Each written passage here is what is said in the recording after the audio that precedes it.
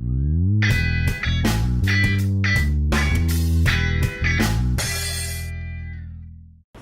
então dar prosseguimento aí ao nosso conteúdo. Retomando do último ponto que nós vimos, a gente tinha o seguinte corolário do teorema do confronto para limites. Qual que era esse corolário? Se você tinha uma função limitada multiplicada por uma que tendia para zero, o limite era zero, tá certo? Então, se f é limitada e limite quando x tende para p de g de x é zero, então o produto das duas tende a zero, tá certo?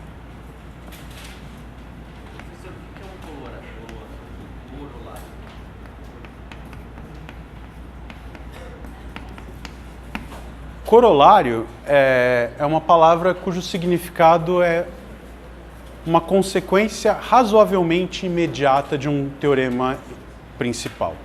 Tá? A gente tinha o teorema do confronto, como consequência dele a gente tira essa ferramenta que por si só já é muito útil, né? Na verdade, na prática a gente usa muito mais esse corolário do que o teorema em si. Tá bem?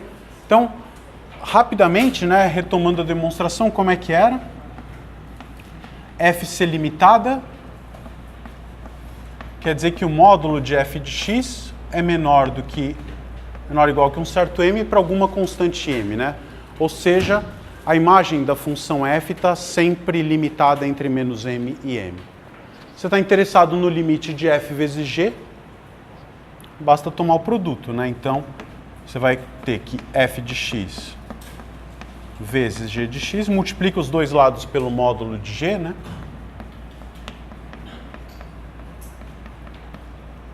Tá certo? Abrindo esse módulo,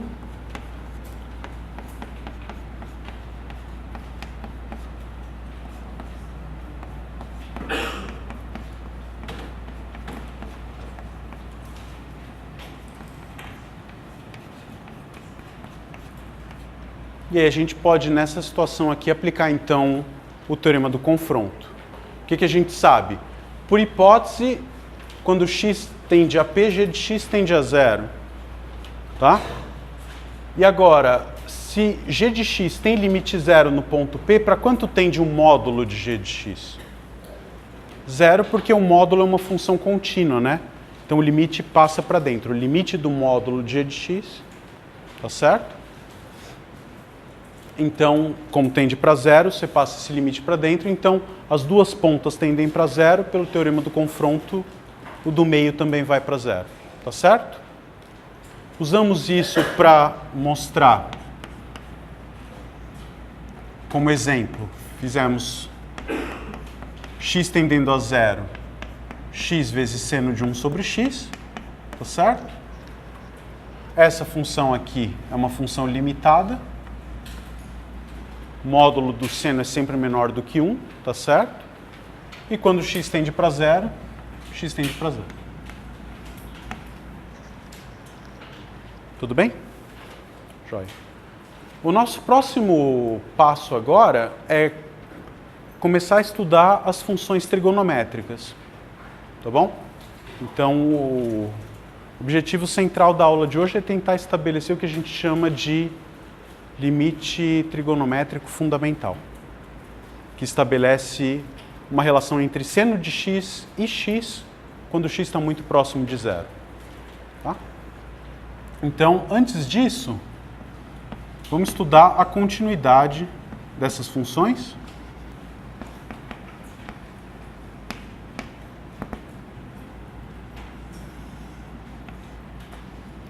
Tá, eu vou assumir que vocês estão familiarizados com a definição de seno, definição de cosseno e algumas das identidades clássicas que aparecem aí, tá? Então, vamos tentar mostrar que a função seno de x é contínua em qualquer ponto do seu domínio, tá? Suponha que a gente tem um círculo trigonométrico um pouco mais redondo e de raio 1 do que esse aí, tá certo? Então, e vamos pegar um ponto P pertencente a R, eu quero mostrar que a função é contínua nesse ponto P, tá? Como é que a gente faz? Quer dizer, quando você está num ponto P no domínio da função seno, o que é importante para estudar a continuidade da função nesse ponto? Somente valores próximos de P, tá certo? Então eu posso supor, por um momento, que eu vou olhar para pontos x no domínio tais que x menos p está entre π sobre 2 e 0 para começar, tá? Estou olhando para números à direita de p que distam menos que π sobre 2 de p. Então, se eu tentar desenhar o ângulo x menos p, ele é alguma coisa aqui no primeiro quadrante, tá certo? Tudo bem? Quanto vale o seno desse ângulo? Qual é a medida? É esse segmento vertical aqui?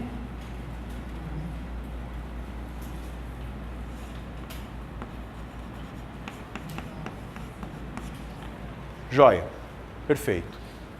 Quanto mede esse arco de circunferência aqui? Lembrando que a nossa circunferência tem raio 1. Essa medida é exatamente x menos p. Tá certo? Circunferência de raio 1, o arco é a medida do ângulo. Perfeito.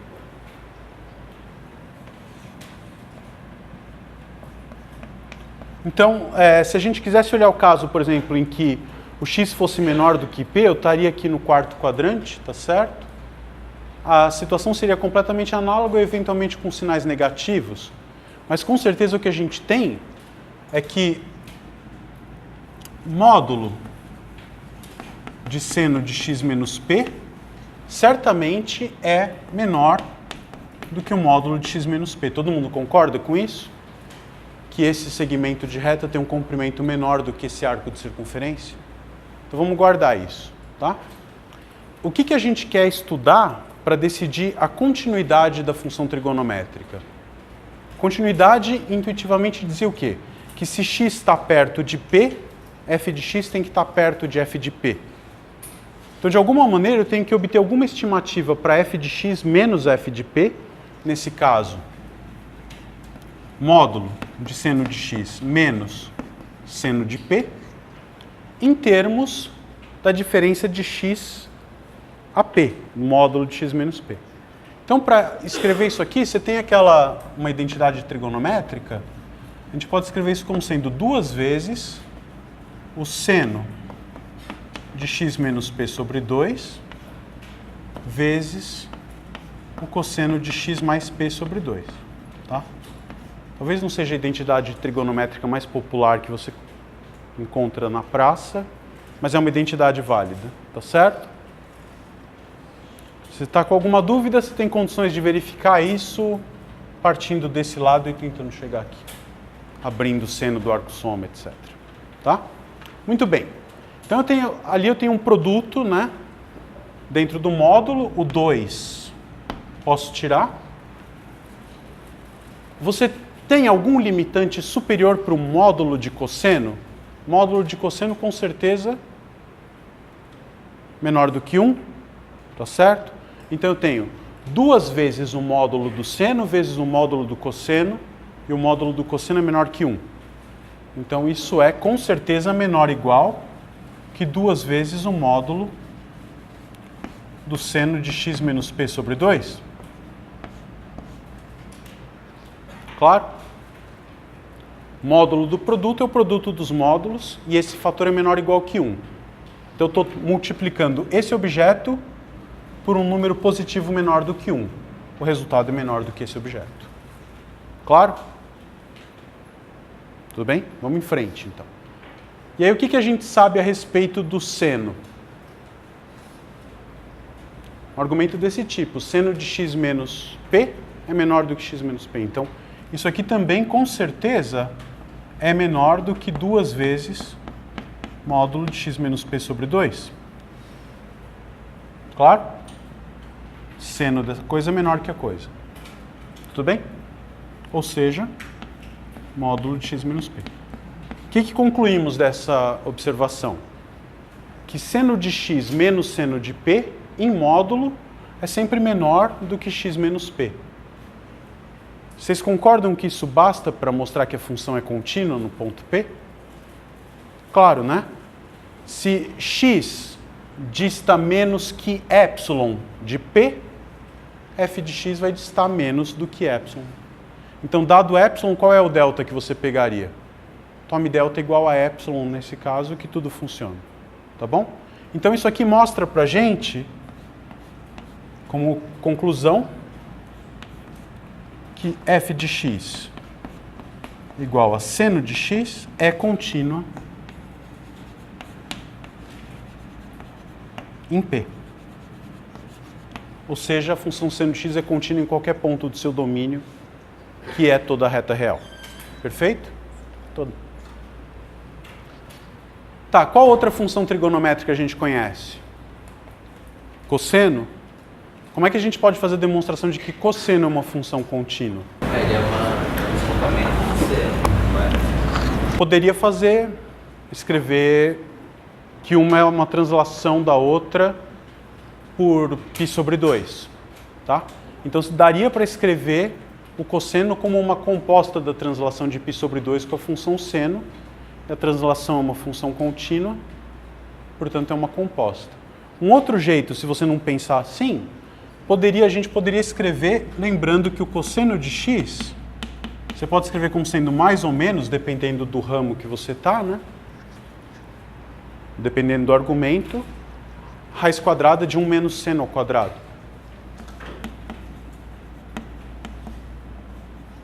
Tá certo? Todas as expressões que estão aqui são funções contínuas. Então, o lado esquerdo também é uma função contínua. Se bem que, pessoalmente, esse argumento da translação é mais limpinho, mais interessante, porque você não precisa ficar quebrando no caso mais e menos. Tá? Muito bom. Qual outra função trigonométrica que você conhece? Tangente de x, que é quanto? Seno de x sobre cosseno de x. Quociente de funções contínuas é uma função contínua. Secante, 1 sobre cosseno de x. Quociente de funções contínuas. Cossecante, 1 sobre seno de x. Também quociente de funções contínuas, tá? Lembrando que continuidade só faz sentido falar nos pontos do domínio, tá certo? Bom, cotangente também, né, se você quiser.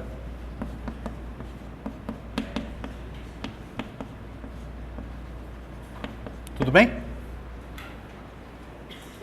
Então são essas as funções que a gente tem. Todas as trigonométricas que a gente lida no dia a dia são funções contínuas sempre. Ótimo. Vamos falar então do limite trigonométrico fundamental, que é o que interessa para a aula de hoje, né? Pergunta? Diga. Eu não entendi aquela passagem ali do módulo de x menos p para 2 seno de x. Daqui para cá, você diz? Não, de cima para baixo. Ah, não. Isso aqui é uma constatação, tá? Uma observação que veio do fato de que essa medida é menor ou igual que essa. Tanto se x menos p for uma quantidade positiva quanto negativa, ser negativa tem uma figura semelhante a essa aqui embaixo. Em qualquer caso, a medida do seno vai ser sempre menor do que o arco de circunferência correspondente. Estou usando aqui um apelo geométrico visual bem forte, tá? Mas a gente sabe, isso aqui é um fato. E aí essa igualdade é um outro fato. Usando isso, eu consigo concluir daqui para cá. E, portanto, eu mostro que se x está muito próximo de p, f de x vai acabar ficando muito próximo de f de p também. Ou seja, f é contínua no ponto P. Tá bom?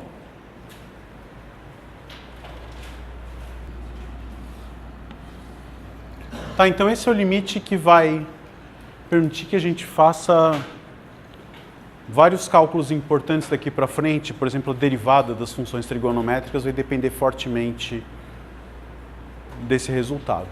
Tá, o que é o limite trigonométrico fundamental? A gente está interessado em calcular essa quantidade, caso ela exista, né?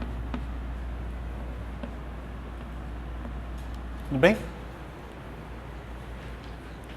O que quer dizer calcular esse limite?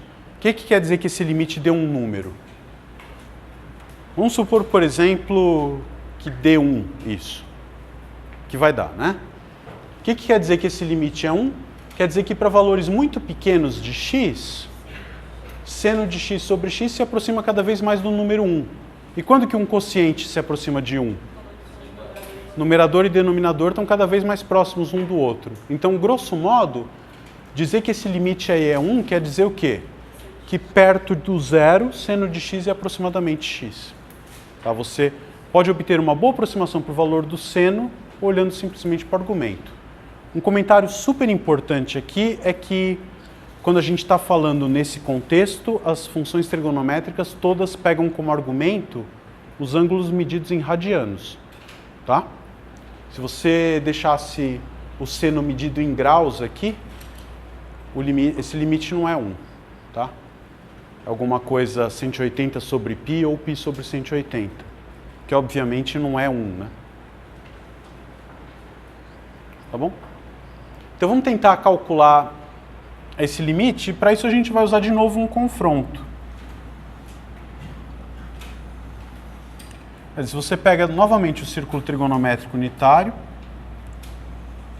o círculo unitário aqui, tá? A conta que eu vou fazer vai corresponder essencialmente a calcular o limite lateral pela direita, né? Eu estou abrindo um x positivo ali. Você pode fazer em casa o caso análogo, que é quando o x é negativo, vai obter o mesmo resultado. O que a gente vai concluir? Eu vou calcular o limite lateral à direita, vai dar 1. Em casa você vai calcular o limite lateral à esquerda, vai dar 1. Se os dois limites laterais são iguais, o limite existe e é igual a 1. Tá bom? Então vamos lá, a gente vai abrir então um certo arco X e vamos identificar os objetos aqui. Deixa eu aumentar um pouquinho esse ângulo para a figura ficar melhor. Tá, é verdade que o X tende a 0, mas eu não vou fazer um desenho com X bem próximo de 0, então a gente não enxerga, né? Tá bom? Então vamos lá. Eu vou ter essa medida aqui, que é seno de X, tá certo? E vou conseguir construir, bom, além dela temos aqui o cosseno de X. Onde está a tangente? Como é que a gente constrói a tangente do ângulo? Pega a reta tangente à circunferência no ponto x igual a 1. Prolonga o raio. Essa medida aqui, tangente de x. Tá certo? Ou TG, né? Às vezes eu escrevo tan, às vezes escrevo TG, desculpa. Tangente de x. Muito bem. Aqui eu vou ter três figuras que são as seguintes. Eu tenho esse triângulo, cujos um dos lados, a hipotenusa é o raio da circunferência e os catetos são seno e cosseno de x, esse triângulo amarelo. Tenho um setor circular correspondente ao ângulo x, tá certo? E tenho esse outro triângulo rosa, também retângulo. Um dos lados é o raio horizontal da circunferência e o outro é a tangente de x. Tá? Qual a relação entre as áreas dessas três figuras? Qual das três figuras tem a maior área? Rosa, depois o setor circular branco e o menor de todos, o triângulo amarelo. Então vamos escrever essas três áreas. Quanto que é a área do triângulo amarelo?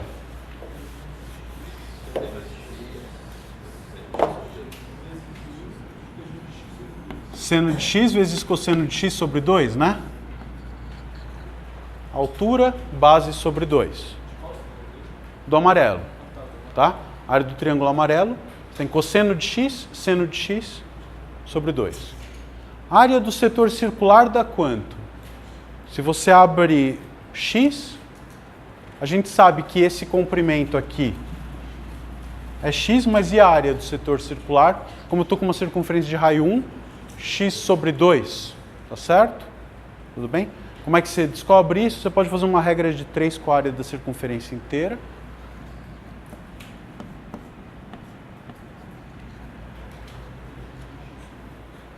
Tá certo?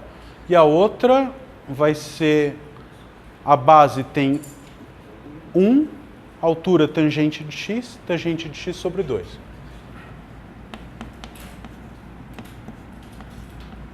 Certo? Nosso interesse é calcular seno de x sobre x, né? Então eu vou de algum jeito eliminar esse 2 que está no denominador nos 3 e já vou dividir a expressão inteira por seno de x também. Posso? Posso porque eu estou pegando um x positivo pequenininho, então com certeza está no primeiro quadrante e o seno é positivo também. Então dividir por seno de x não vai estragar a desigualdade. E vou eliminar esse 2. Então aqui eu vou ficar com cosseno de x. Aqui eu vou ficar com x sobre seno de x. E aqui a gente vai ter seno sobre cosseno, dividindo por seno, 1 sobre cosseno. Tá? Bom, todo mundo aí no primeiro quadrante, tudo isso é positivo, eu posso inverter para ficar com o que eu queria, né?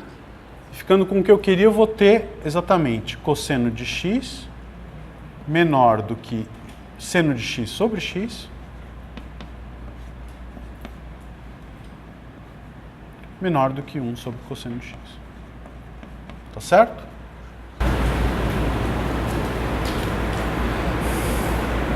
Tá certo. Quando você inverte, esse cara vira cosseno de x e vai para o começo da fila. Esse vira 1 sobre cosseno de x e vai para o fim da fila. Então parece que eu só roubei na desigualdade ali, mas não, tá certo. Tá? Então vamos lá, o que acontece agora com as pontas dessa desigualdade? Quando x tende para zero, o que acontece com o cosseno de x? Cosseno de x é uma função contínua. Então qual é o limite de cosseno de x quando x tende para zero? O valor da função cosseno no ponto. Cosseno de zero vale 1. Então, esse cara aqui tende a 1, esse cara aqui tende a 1, pelo teorema do confronto, o do meio que está preso entre duas coisas que tendem para 1 tende para 1 também. Tá? Então a gente pode, via teorema do confronto, concluir então que o limite quando x tende para a direita de seno de x sobre x é 1. Falta você fazer o caso quando x tende à esquerda. Completamente análogo, tá bom? Diga. Da inversão da desigualdade? Na prática, o que você está fazendo é inverter membro a membro as desigualdades. E quando você inverte, você tem que lembrar que troca a desigualdade. Então, é que tem uma simetria na hora de inverter entre os termos da ponta aí, tá bom? Então é isso. Tá? Então, o que isso quer dizer pra gente? Que quanto mais perto de zero x estiver, mais próximo de x o seno de x vai ser. Então eu posso obter aproximações numéricas para seno de x olhando para o próprio x. Diga.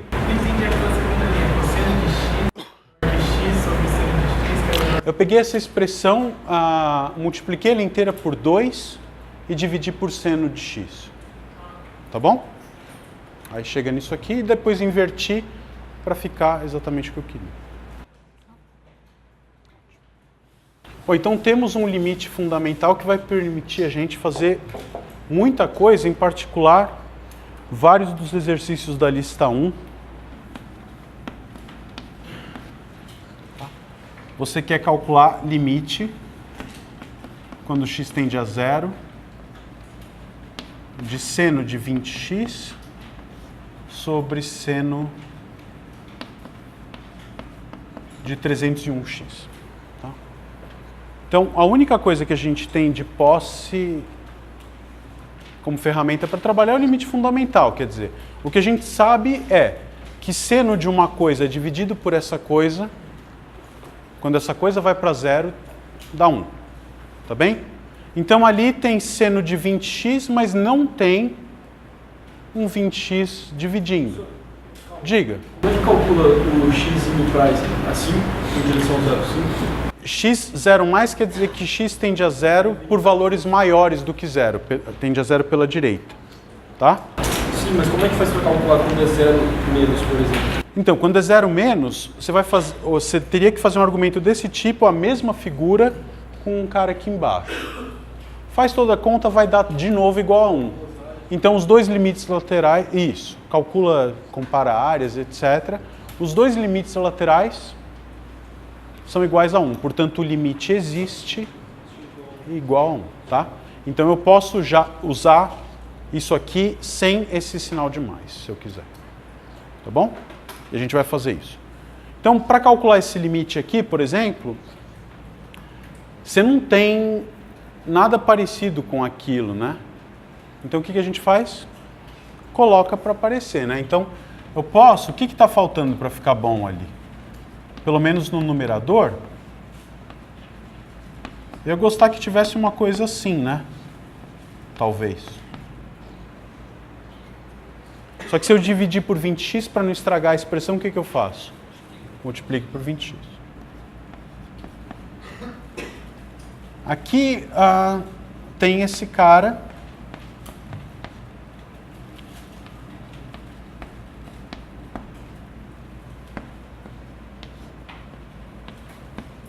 Alterei a expressão? De jeito nenhum, né? Como x tende a zero, mas nunca é igual a zero, eu estou multiplicando e dividindo por números reais ali. Não estou fazendo nada. Muito bem. O que dá para dizer agora? Quer dizer, você sabe me dizer quanto que é o limite quando x tende para zero dessa quantidade? É 1. Por que é 1? Se a gente só fez seno de x sobre x. Você poderia fazer o que a gente chama de uma mudança de variável nesse limite, tá? E o que é fazer uma mudança de variável? No caso, é escolher alguma função contínua que dependa de x, tá? Então, nesse caso, como é que a gente faria isso? Limite, quando x tende para zero, de seno de 20x sobre 20x, eu posso dizer que y é 20x e observar o seguinte: quando x tende para zero, o que acontece com y?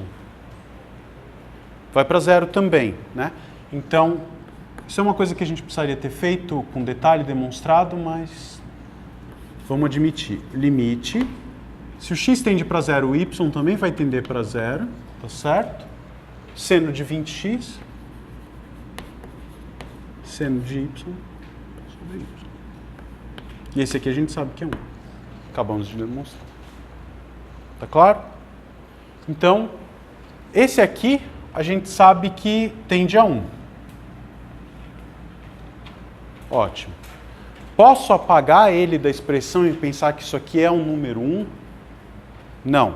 Senão você está cometendo um erro parecido com aquele exercício 1.2 da lista, né? Onde o x tende para zero só num pedaço da expressão e não no outro. Tá? Então, por enquanto a gente sabe que isso aí tende para 1. O que eu posso dizer a respeito dessa parcela?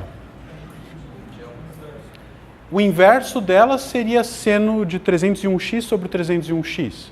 X indo para zero. Tende para 1.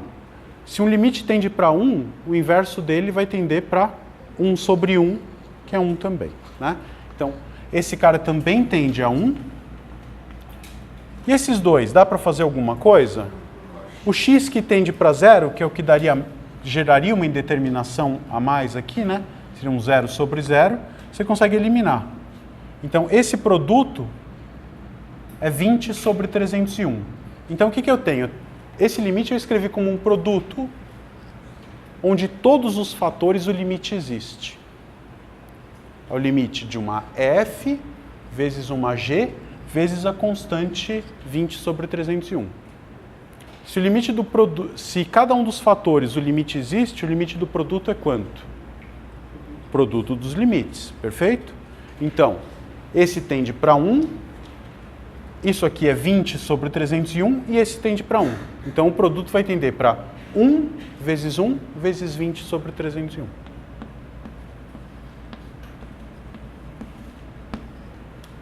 Tá bom? Claro? Ótimo. Deixa eu fazer um outro exemplo. Não tem muito a ver com isso, mas é um comentário que às vezes a pessoa, em algum momento que ela está sendo avaliada, vê um limite de seno de x sobre x e a pessoa já põe 1 na hora, assim. Né? Calma. Então, por exemplo, se você tem limite, quando x vai a infinito, mais infinito, de seno de x sobre x, quanto que dá isso?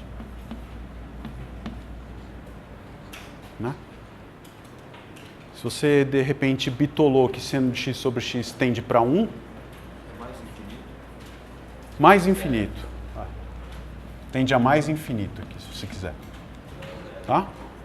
Ele vai para 0 nesse caso, né? Porque isso aqui você pode olhar como sendo x tendendo a mais infinito de quem? 1 sobre x vezes seno de x.